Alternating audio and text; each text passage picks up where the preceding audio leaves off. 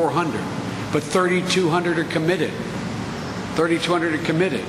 It's sequencing getting them in. The aircraft carrier USS Vincent has arrived. There's 19 helicopters and over 3,000 men and women on board. It's already moving. The fact of the matter is we're ferrying, moving people in, getting survivors out. We've already rescued a number of Americans, and Haitians have come out. People wanting to come back home, and American citizens that we've been able to process through here.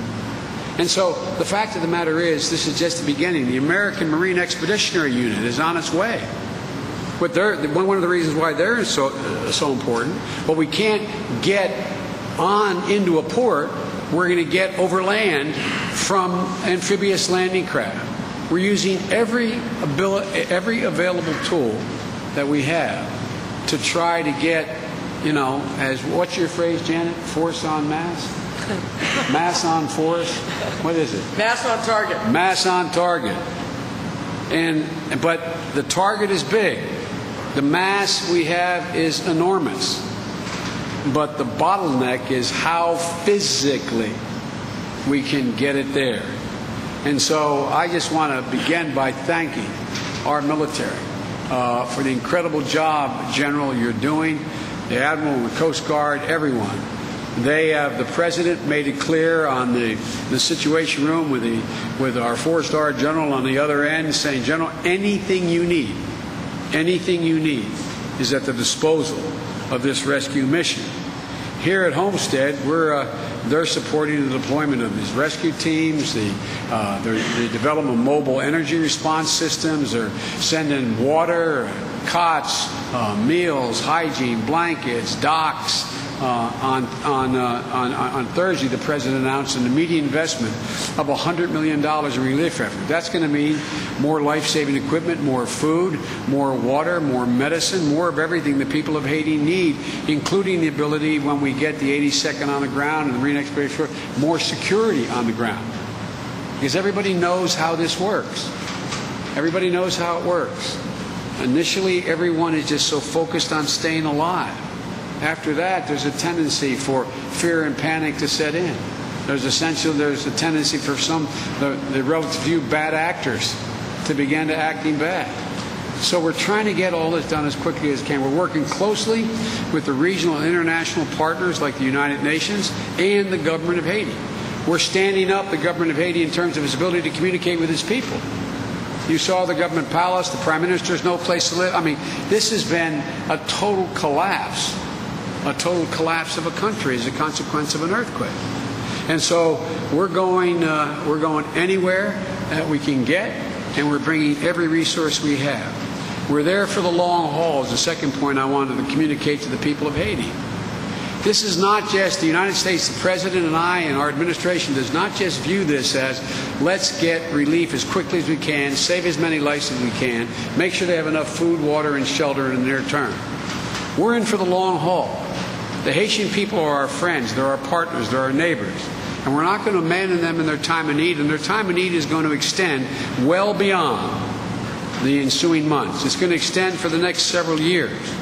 Right now, though, our primary focus is on searching for survivors and rescuing them. But we know that after a few days, the rescues grow fewer and farther between, and that's when hope begins to fade. And that's why the President and I and the entire administration are intensely committed, not just to the immediate mission, the immediate rescue mission, but in providing the basic necessities for survival and to bring reassurance that in the days ahead and the months ahead, we will be there for the Haitian people. It's one thing to provide supplies, but it's quite another to provide hope that has to animate any recovery from a disaster of this magnitude. We're not just going in to restore Haiti's past. Our objective is to help them build a much better future. And so we're here, I am here, on behalf of the President, to thank the thousands of Americans who have already responded by their donations, to thank the hundreds and thousands, some total it will be, of our military personnel, land, air, and sea, for what they're doing. And we want to encourage all Americans who want to help.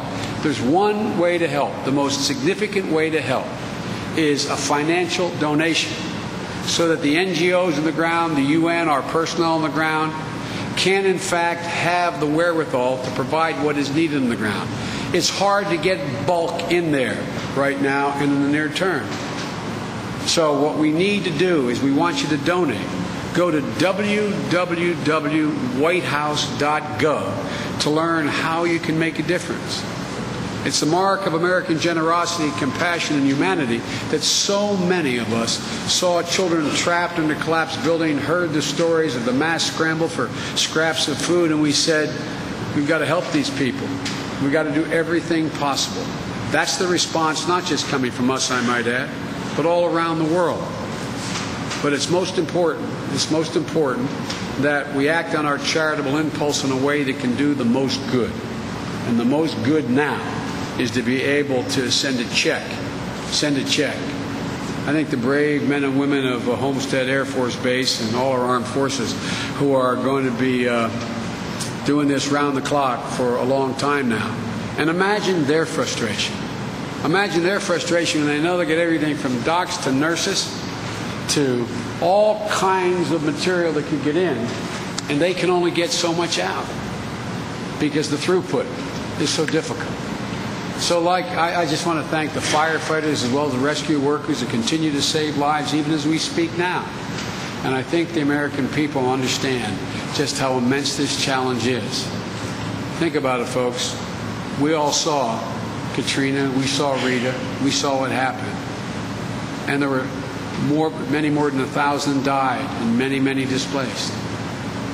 If the estimates are correct coming from the international community and people on the ground, and we're not there in the Red Cross, we're talking 50 to maybe 100,000 dead if those estimates are. This is of a magnitude that is almost unimaginable. I'll end where I began. We are committed as a government. We are committed as a nation, not just today and tomorrow and next week and next month. We are committed to see to it that the people of Haiti have a fighting chance to get back on their feet and are able to look at their kids in the eye, those who survived, and say, we got a future. We got a future better than the past that we left behind. Just want to thank, God bless the troops that are here. All the American people are willing to help us, and God bless the people of Haiti, because it sounds corny, but they need our prayers right now almost as much as they need our relief. I'd like to yield now to the Secretary of Homeland Security, Governor Napolitano. Well, thank you, Mr. Vice President. We will continue to listen in to the press conference from Vice President Joe Biden and Homeland Security Secretary Janet Napolitano. Also with them, Senator Bill Nelson of Florida. You heard the Vice President say that Haiti was a country that is totally collapsed. Those were his words, saying, though, also that the United States is in it for the long haul, reiterating what we've heard from President Obama since the beginning of the devastation, and as well as what we heard from former Presidents Bill Clinton and George W. Bush at their news conference that happened about 2 hours ago.